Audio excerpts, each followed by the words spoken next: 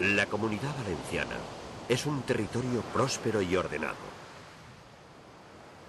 Una tierra moderna y dispuesta a asumir los desafíos del futuro. Una meta privilegiada de viajeros y turistas.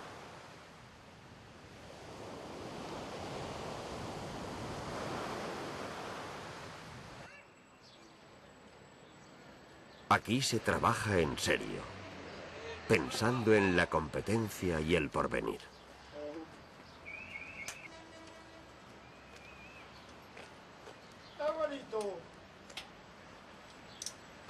Pero ni la riqueza ni la prosperidad nos bastan. Necesitamos además saber quiénes somos. ¿Qué somos? ¿Por qué hacemos lo que hacemos?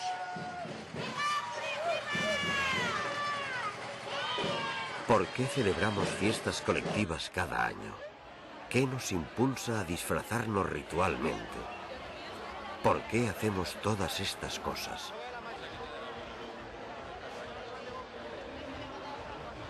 La riqueza de la Comunidad Valenciana no se limita a su poderío económico, sino que se extiende a una densa herencia cultural.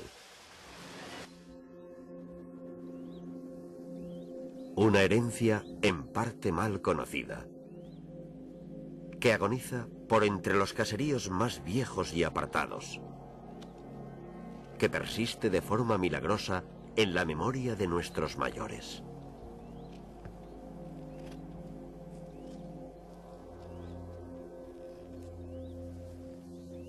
Una herencia conservada también en docenas de yacimientos arqueológicos. Para nosotros, hombres modernos, todos esos yacimientos no son sino piedras heladas y cubiertas de polvo. Este paisaje no nos dice nada.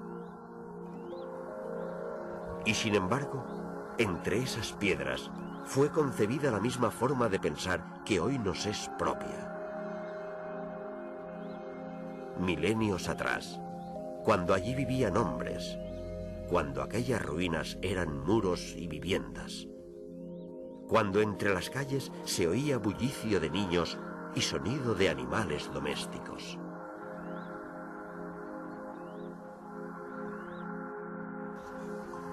Aquellos lejanos antepasados no se limitaban a cazar, construir, comer y hacer la guerra. No se limitaban a sobrevivir.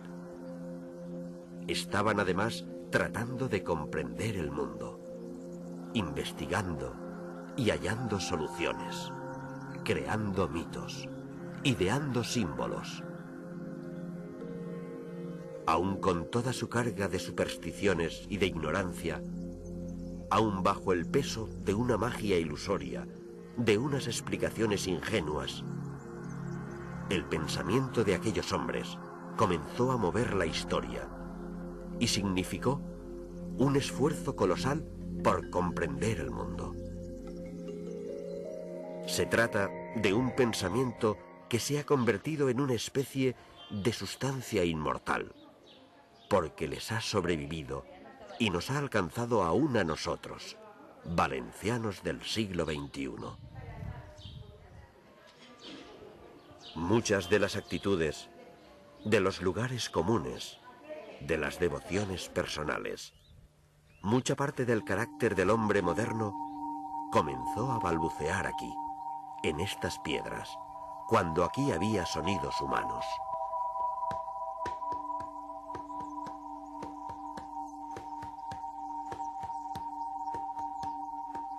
Estas no son entonces piedras muertas cubiertas de polvo, sino la cuna de nuestra memoria colectiva.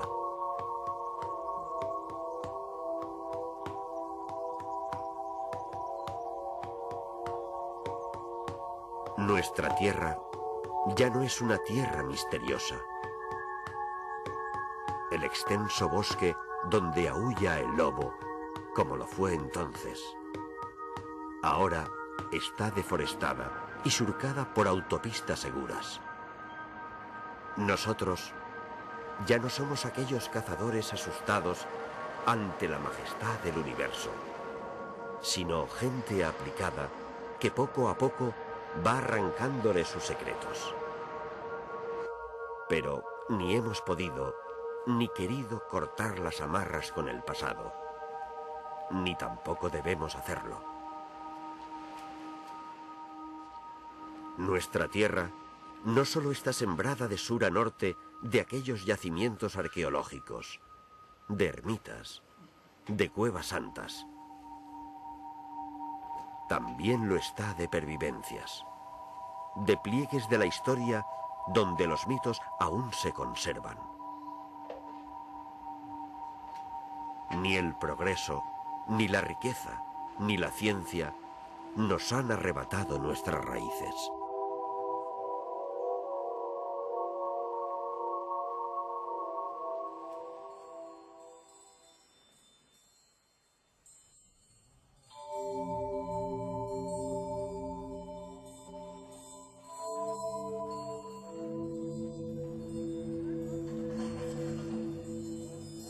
Cuando pensamos en raíces y tradiciones, recordamos las fallas.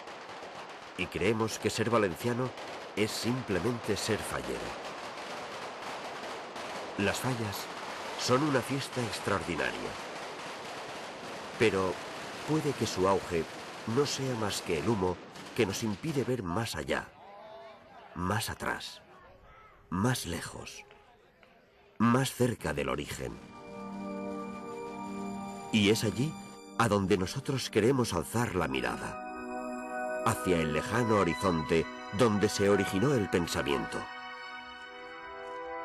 Cuando los hombres que se internaban en el bosque primitivo solo tenían preguntas, solo tenían dudas. Cuando la necesidad de saber los empujó en una aventura intelectual. Solo así conseguiremos saber quiénes somos en realidad. ¿Qué somos?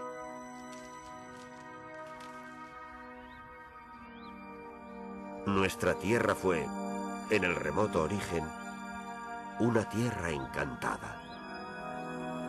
Y en ciertos rincones, en ciertos momentos, aquel reino que se prolonga en la memoria como un reino invisible, vuelve a brillar.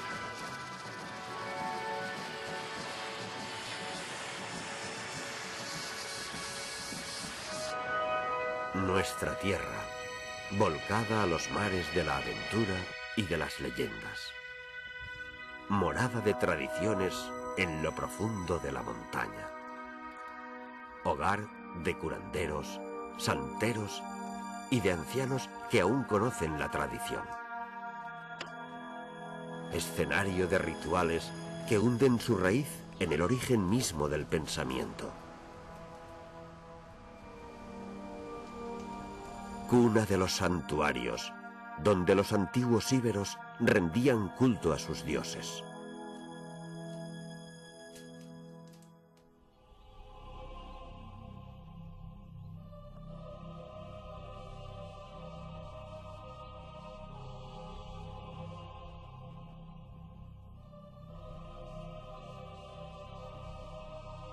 Nuestra tierra tiene alma. Un alma hecha de la memoria y la tradición. Un alma que es el mapa de la antigua tierra encantada.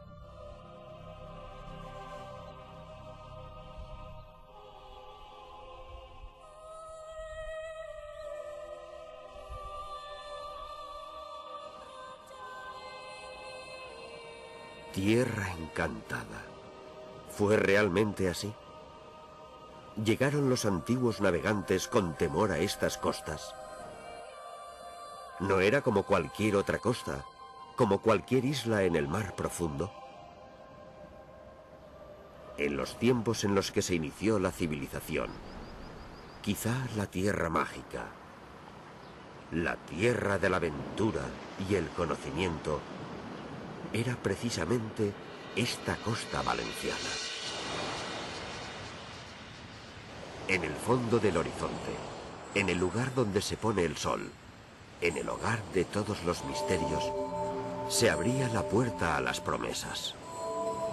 Una cuna de magia, un reino encantado, una tierra de aventura. Al principio de los tiempos, los límites de lo conocido se detenían en el horizonte. El hombre no sabía qué podía encontrar más allá de aquella frontera. Tribus caníbales, animales fantásticos, espíritus hostiles. El hombre conoció y dominó los valles vecinos. La frontera se ha alejado cada vez más y ahora se sitúa en algún lugar de los espacios siderales, en un umbral desconocido.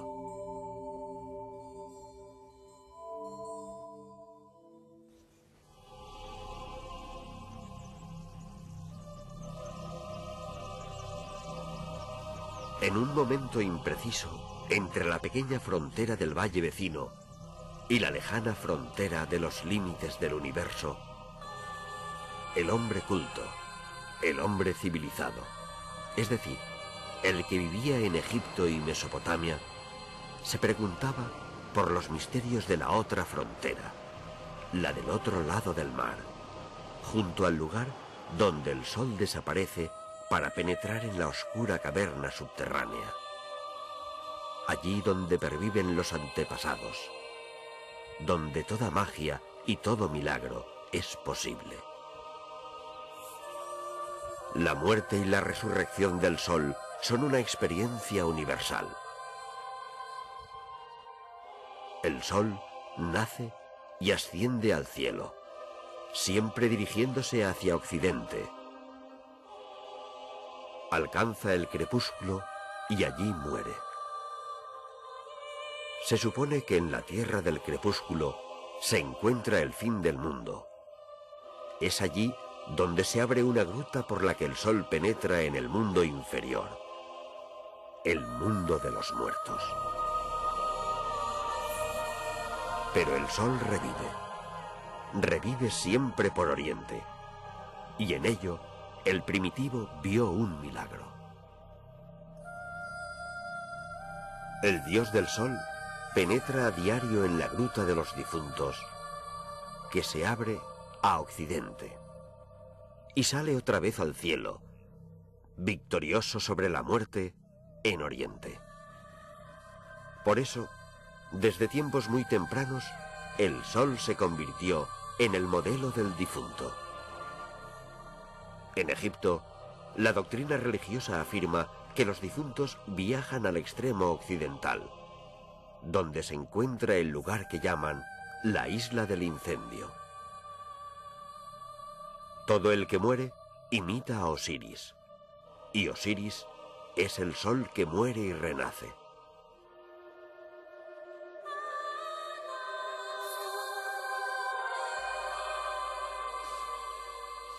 El difunto que sale de su tumba, imitando al dios, se pone en viaje hacia la misteriosa tierra de Occidente, rumbo a estas costas, hoy luminosas y alegres, y entonces seguramente amedrentadoras.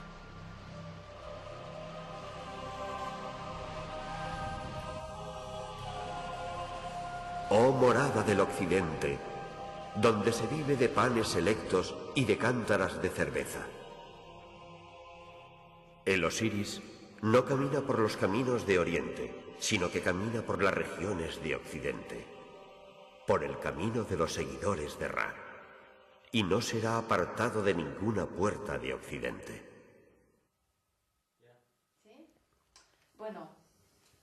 Durante milenios, la cultura tradicional ha sido preservada mediante narraciones que llamamos cuentos populares. Los cuentos han sido transmitidos desde el Neolítico de generación en generación y constituyen un tesoro insospechado de información sobre todo aquello en que creían nuestros antepasados, sobre la imagen que se hacían del mundo y sus confines, sobre aquello que pensaban de la vida, el nacimiento y la muerte. Los destinatarios de los cuentos han sido siempre los niños y los jóvenes. Como niños y jóvenes suelen ser sus protagonistas. Y estos protagonistas siempre son héroes que deben abandonar el hogar y partir hacia un largo viaje. Un viaje iniciático. Lo mismo que el difunto viaja a Occidente y penetra en el reino de los espíritus, donde renace a una nueva vida, así también el héroe viaja a Occidente y penetra en el reino encantado, donde renace a una vida superior.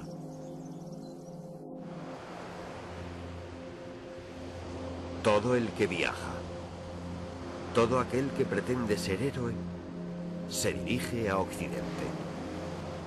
Allí aguarda el misterio.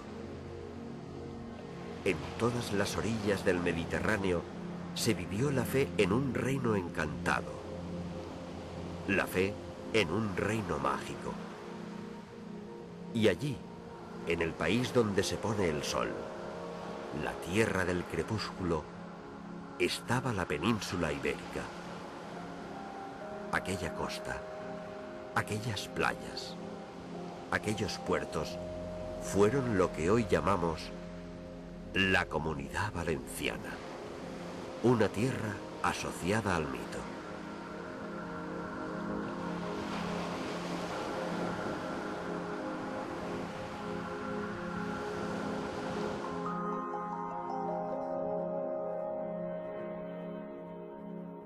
Posiblemente el héroe por excelencia es Hércules, a quien se atribuyen 12 trabajos de especial mérito.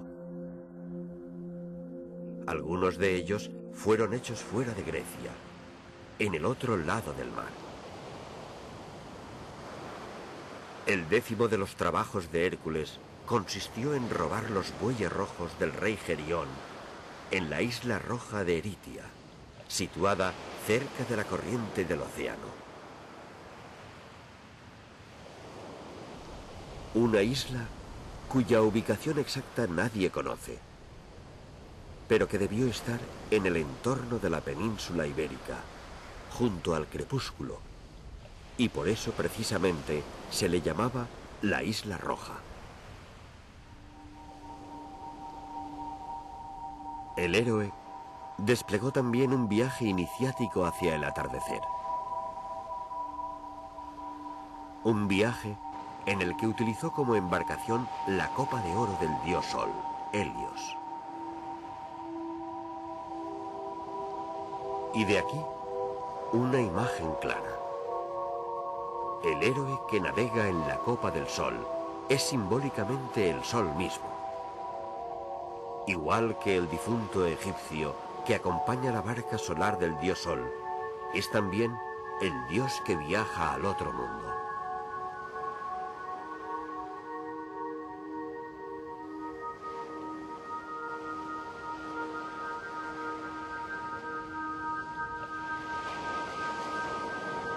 Las tierras valencianas, la primera costa, la primera ensenada, la primera tierra firme de aquellos viajeros y aventureros. Puede que fuera a esta costa, a esta tierra, a estos valles, a donde vinieran aquellas almas caminantes con la esperanza de la abundancia de ultratumba, de los panes blancos y la cerveza pura.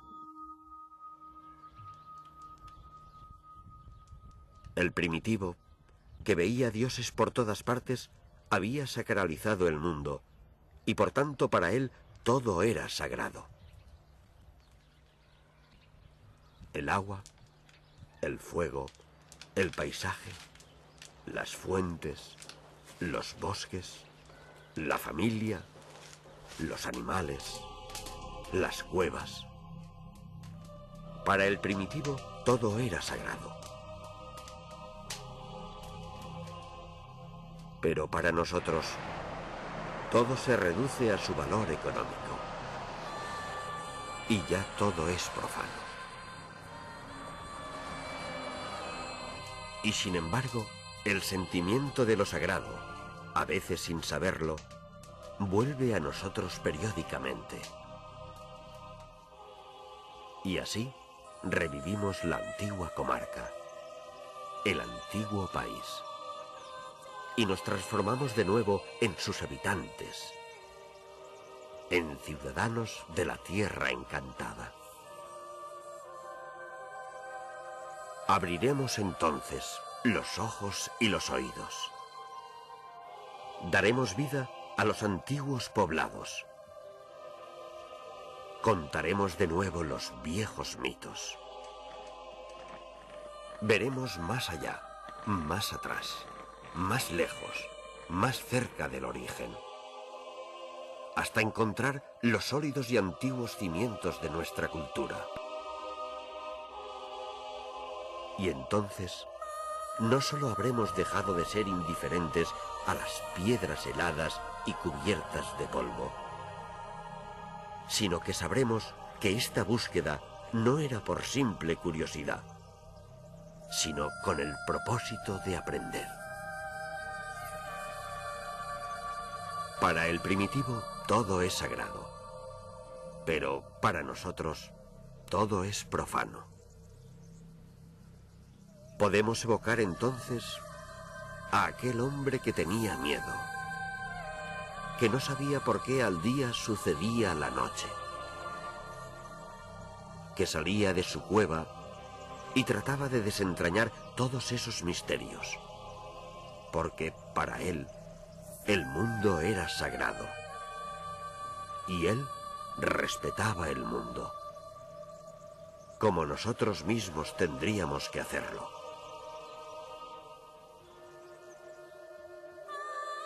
Por entre las heladas piedras cubiertas de polvo, en el interior de los caseríos aislados, nuestra herencia cultural pervive. Y aún pervive entre nosotros el país invisible, el territorio que perdura solo en la memoria. Y aún, a veces, nos ilumina el dulce resplandor de la tierra encantada.